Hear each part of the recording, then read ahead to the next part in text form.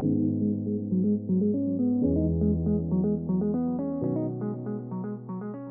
right, howdy everybody. My name is Maggie. I am the Research and Development Manager at PittMoss. And I wanted to ask you what you would think if I told you that we are currently destroying one of our biggest allies in the fight against climate change in order to make potting soil.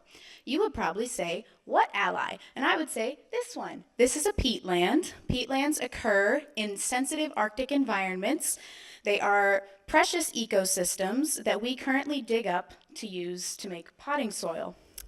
People, so consumers and government officials, are realizing that maybe we don't want to dig up something that stores more carbon than all of the world's forests combined in order to grow petunias. So this is how it currently works. Currently, we take peatlands, mine them, turn them into potting soil, use that to grow plants, which then releases all the stored carbon dioxide and the methane that was in the peat.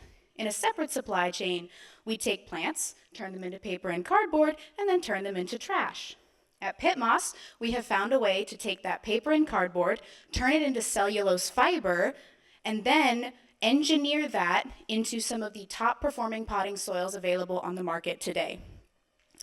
Obviously, this took a lot of work. For a long time, people didn't think that you could grow in paper, but that is not the case. We have done dozens of studies, hundreds of grow trials, and proven that we can grow in paper, along with all of these partners, several of them mentioned here. We can grow in paper better than you can grow in peat, and better than we can grow in many other competing products, many of which are marketed as sustainable. But PittMoss tops the list every time. We have also managed to do a lot of good for the planet along the way. We've avoided thousands of tons of carbon, over 9.5 million pounds of waste diverted, and we've saved over 31 million gallons of water.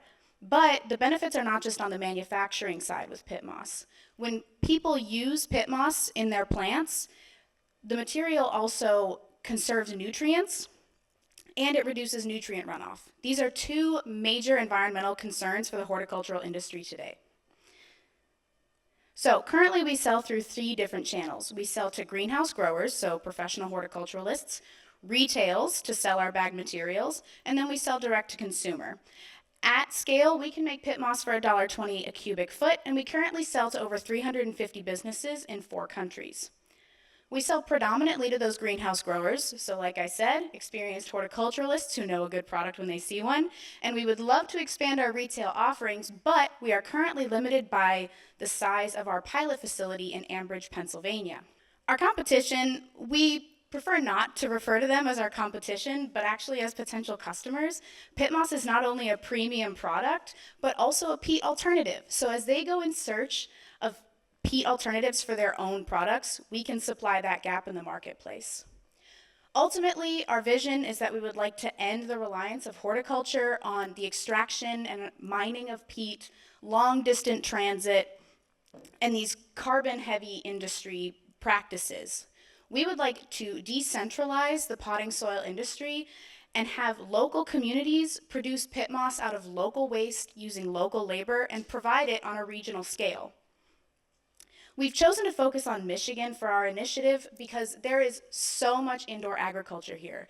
There's a huge market for us, and the water quality, recycling, and circular economy initiatives of Michigan make it a perfect match. What we're looking for is to actually create our first full-scale manufacturing facility. Like I said, we have outgrown our pilot facility in Ambridge, PA. We're seeking $3.5 million. I can't go too into the specifics about the machinery because it's part of our patented proprietary process, but creating our first full-scale facility would allow us to serve our current customer base and also expand. So ultimately, bringing PittMoss to Michigan would bring a sustainable, proven material to a marketplace that is in need of new solutions, but it would also be the first step in growing a greener horticultural industry nationwide and worldwide. That's all I've got. I'll take your questions.